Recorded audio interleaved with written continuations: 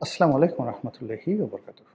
সম্মানিত দর্শক, বিএনপির নতুন সরকার গঠন হওয়ার সঙ্গে সঙ্গে ঝড়ের গতিতে অনেকগুলো সিদ্ধান্ত বাস্তবায়িত হয়েছে। সিটি কর্পোরেশনগুলোতে প্রশাসক নিয়োজিত হয়েছে। তারপর সচিবালয়ের গুরুত্বপূর্ণ পদগুলোতে পরিবর্তন এসেছে। আর সবচেয়ে সেন্সিটিভ যে জায়গা, সেটি হলো ক্যান্টনমেন্ট, সেনাবাহিনী। সেনাবাহিনীর যে সকল কৌশলগত পদপদবি রয়েছে, যেমন ডিজিএফআই, সিজিএস থেকে শুরু করে নবম ডিভিশন, এ সকল প্রতিষ্ঠানের প্রধান রূপে ইতিপূর্বে যারা দায়িত্বরত ছিলেন তাদেরকে ঝড়ের গতিতে অপসারণ করে নতুন এবং পছন্দের মানুষকে বর্তমান সরকার নিয়োগ দিয়েছে, এবং এটাই স্বাভাবিক। এখন প্রশ্ন হলো যে এগুলো নিয়ে এত বিতর্ক হচ্ছে কেন, বা এত দ্রুত এই কাজগুলো করাটা সরকারের জন্য সঠিক হয়েছে কি হয়নি, বা এটার ফলাফল কী হতে পারে, এই বিষয়গুলো নিয়ে খুব সতর্কতার সাথে আলোচনা করার চেষ্টা করব। এমনি আমি সাধারণত বিচার বিভাগ নিয়ে এবং সেনাবাহিনী নিয়ে কোনো কন্টেন্ট তৈরি করি না।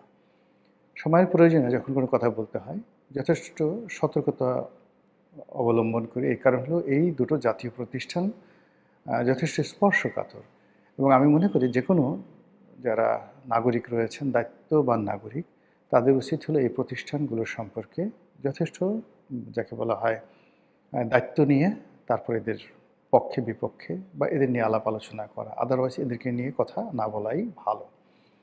তো সেনাবাহিনীতে যেটি হচ্ছে, ইউনূস জমানাতে যেটি হয়েছিল সেটা আমরা যেটা বাইরে থেকে শুনেছি খোলামেলা, যেহেতু সেটা সাবেক জমানা, সেই সাবেক জমানা সম্পর্কে বলা যায়। তো যেখানে আমরা শুনেছি যে সেনাপ্রধান ওয়াকারুজ্জামানের সাথে ডক্টর মোহাম্মদ ইউনূসের কোনো সম্পর্ক ছিল না। ২ নম্বরে যেটা হলো যে ডক্টর ইউনূস বারবার সেনাপ্রধানকে পরিবর্তন করার চেষ্টা করেছেন, পারেননি। আবার সেনাপ্রধানের কাজকে বাধাগ্রস্ত করার জন্য কৌশলগত যে পদপদবিগুলো রয়েছে, তিনি সেখানে তার পছন্দের কয়েকজন লোক, মানে তার নিজের তো আসলে এরকম পছন্দের কেউ নেই, তাকে বুদ্ধি দিয়েছে যে এই ভদ্রলোকে যদি নিয়োগ দেওয়া হয় হয়তো জামাতের হাত শক্তিশালী হবে, এই ভদ্রলোকে যদি নিয়োগ দেওয়া হয় তাহলে বিএনপি দুর্বল হবে, আওয়ামী লীগ অপদস্থ হবে এবং তিনি শক্তিশালী হবেন, এবং সেই অনুযায়ী তিনি সেই কাজগুলো করার চেষ্টা করেছেন, কিন্তু সেগুলো হয়নি। শোনা গিয়েছিল যে সেনা সদরের সঙ্গে যমুনার দীর্ঘদিনের কথাবার্তা বন্ধ ছিল, এমনকি মুখ দেখাদেখি বন্ধ ছিল। এবং এর মধ্যে আবার আমরা কতগুলো নাটকীয় অবস্থা দেখেছি। হঠাৎ করে ডক্টর মোহাম্মদ ইউনূস সেনা সদরে গিয়েছেন, আবার কখনো কখনো সেনাবাহিনীর প্রধান তিনি তার স্ত্রীকে নিয়ে ডক্টর মোহাম্মদ ইউনূসের সঙ্গে দেখা করেছেন। তো এগুলো সবই ছিল নাটক। তো এনিওয়ে, সেনাবাহিনীর সঙ্গে অন্তর্বর্তীকালীন সরকারের একটা মনস্তাত্ত্বিক বিরোধ ছিল, এতে কোনো সন্দেহ নেই। দ্বিতীয় যে বিষয়টা উল্লেখ করতে চাই যে সেনাবাহিনী এরশাদ জমানা পর্যন্ত, এমনকি ১৯৯৬ সন পর্যন্ত মোটামুটি রিজনেবল ছিল। এখানে দলীয় প্রভাব প্রতিপত্তি ছিল না, বাইরের যারা লোকজন আছে তারা সেখানে নাক গলাতো না, এবং ক্যান্টনমেন্ট নিয়ে সেনাবাহিনী নিয়ে কথাবার্তা বলতে গেলে যে কোনো দায়িত্ববান লোক ১০ বার চিন্তা করতেন। এমনকি স্বয়ং প্রেসিডেন্ট বা কোনো মন্ত্রী অথবা সংসদ সদস্য ক্যান্টনমেন্ট নিয়ে কোনো বিরূপ মন্তব্য করতেন না। একবার মাত্র সালাউদ্দিন কাদের চৌধুরী একটি আপত্তিকর শব্দ বলেছিলেন, এটা তার পক্ষে সম্ভব, যে তিনি ঠাট্টা করে বলেছিলেন যে আমাদের সোনা বাহিনী আছে না, সোনা বাহিনী। তো এটা সালাউদ্দিন কাদের চৌধুরীর পক্ষে সম্ভব, কিন্তু যে জমানাতে তিনি সেনাবাহিনীকে সোনা বাহিনী বলেছিলেন, ওটা ওই জমানাতে অন্য কোনো রাজনীতিবিদদের পক্ষে সেটা সম্ভব ছিল না।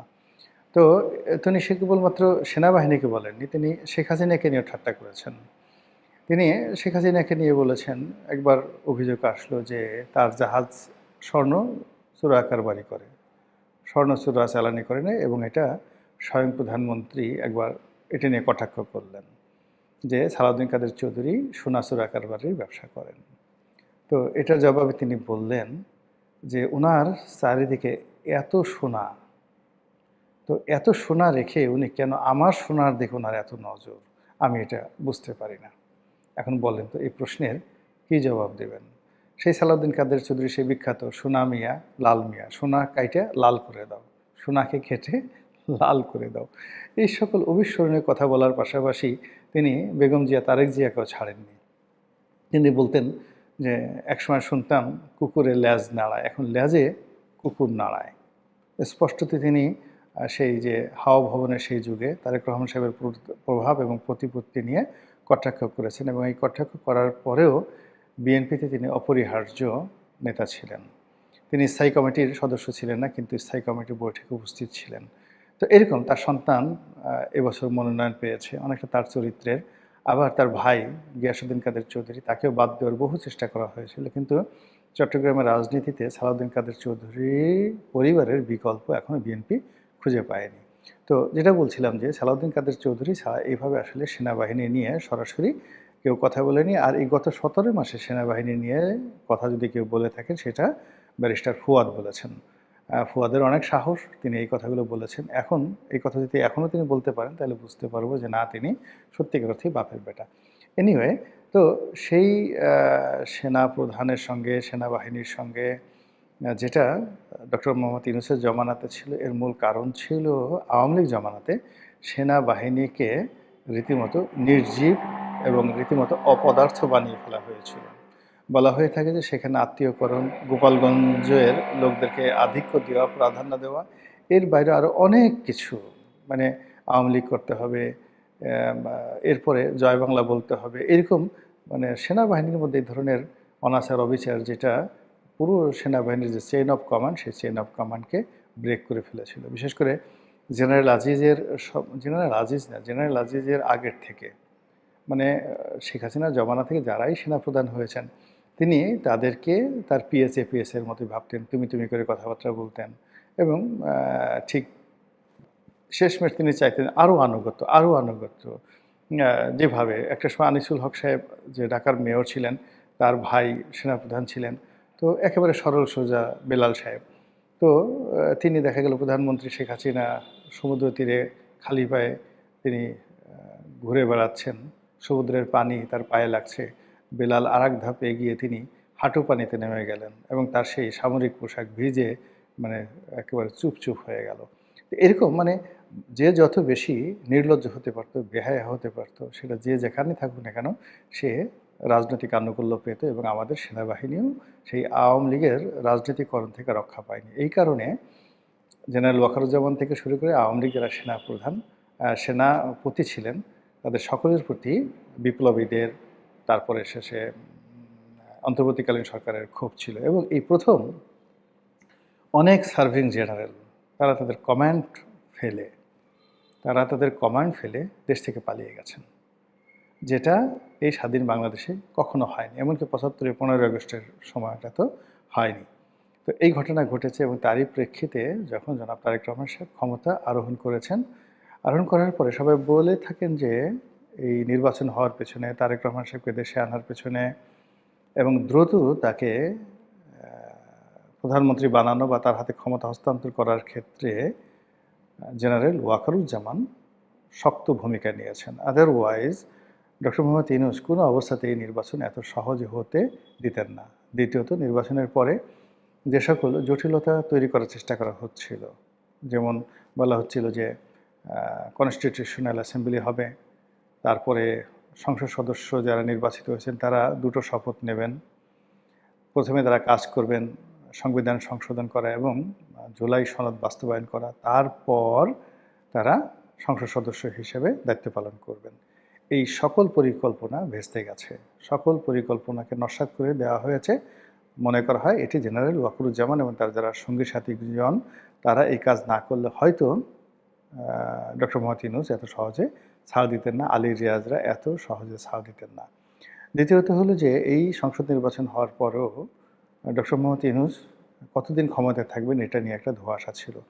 কিন্তু তড়িঘড়ি করে তারেক রহমান সাহেবের শপথ গ্রহণ করা, মন্ত্রিপরিষদের শপথ গ্রহণ এবং মন্ত্রিপরিষদ গঠন, সব মিলে যা কিছু হয়েছে সেখানে ক্যান্টনমেন্টের একটা বিরাট ভূমিকা ছিল এবং সঙ্গত কারণে ওয়াকারুজ্জামানের একটা বিরাট ভূমিকা ছিল। এখন যাদেরকে নিয়োগ দেওয়া হয়েছে, আমি সামরিক বিশেষজ্ঞ নেই এবং ক্যান্টনমেন্ট সম্পর্কে, সেনাবাহিনী সম্পর্কে আমার ধারণা খুব অল্প। কাজে ওখানে কি অন্তর্দ্বন্দ্ব রয়েছে, কার সঙ্গে কার বিরোধ রয়েছে, কে কার পক্ষে, আমি কিচ্ছু জানি না। কিন্তু যারা জানেন, বিভিন্ন সামরিক কর্মকর্তা যারা এখন ইউটিউবে এসে খুব কথাবার্তা বলছেন, এদের মধ্যে কেউ আছেন যারা জামাতের লোক, কেউ আছেন হিজবুত তাহরির লোক, কেউ আছেন বিএনপির কেউ লোক নাই, তারা কিন্তু দ্বিধার্সে মতামত ব্যক্ত করে যাচ্ছেন এবং তারা যে কথাগুলো বলার চেষ্টা করছেন যে তারেক রহমান সাহেবের সরকার যে নিয়োগ দিয়েছে, নতুন নিয়োগ দিয়েছে, এই পুরো নিয়োগ প্রক্রিয়াই জেনারেল ওয়াকারুজ্জামানের বিরুদ্ধে যাবে। ২ নম্বর হলো যে এখানে যারা নিয়োগ লাভ করবেন এতে করে জনাব ওয়াকারুজ্জামানের ক্ষমতা সংকুচিত হবে। এমনকি আগামীতে যদি তাকেও মানে বাদ দেওয়া হয় জেনারেল নাসিমের মতো করে, বা অন্যান্য ইতিপূর্বে যে সকল সেনাপ্রধানকে বাদ দেওয়া হয়েছে সেভাবে যদি তাকে বাদ দেওয়া হয়, সেক্ষেত্রে গণতান্ত্রিক সরকারের বিরুদ্ধে তিনি হয়তো একটা টু শব্দ করতে পারবেন না। অনেকে টিটকারিকে বলার চেষ্টা করছেন যে গত ১৭ মাসে তার যে দাপট ছিল, তিনি যেভাবে ডক্টর মোহাম্মদ ইউনূসের জীবনকে তছনছ করে ছেড়ে দিয়েছেন, এখন এই সময়টিতে এসে এবার তার পালা। এখন পারলে তিনি ঠেকান তো, পারলে তিনি কিছু করেন তো, বা তার উপর যে খড়গ নেমে আসছে সেই ব্যাপারে তিনি কী করবেন, ইত্যাদি ইত্যাদি নানা রকম ঠাট্টা মশকরা টিটকারি করা হচ্ছে সেনাপ্রধান ওয়াকারুজ্জামানকে নিয়ে। হোয়াট এভার মেবি, সবাই বলছে, এই জন্য আমিও এই কথাগুলো আপনাকে জানালাম, বিকজ কন্টেন্ট যেহেতু তৈরি করি, সেই সমসাময়িক এবং চলমান বিষয়গুলো নিয়ে বক্তব্য দিতেই হবে। তো আমরা যেটা চাই যে দেশ ভালো মতো চলুক, সুন্দরভাবে চলুক, এবং বর্তমান সরকার যারা আছে তারা সফল হোক, দেশে শান্তি এবং শৃঙ্খলা ফিরে আসুক, এবং আমাদের সেনাবাহিনী তাদের অতীত ঐতিহ্য ফিরে পাক, এবং সত্যিকার অর্থে দেশ রক্ষার কাজে, দেশ মাতৃকার সেই স্বার্থে তারা তাদের জীবন উৎসর্গ করুক, এই আত্মপ্রত্যয় তাদের মধ্যে জেগে উঠুক, এই সরকারের নেতৃত্বে এই প্রার্থনা করছি। আসসালামু আলাইকুম ওয়া রাহমাতুল্লাহি ওয়া বারাকাতুহু।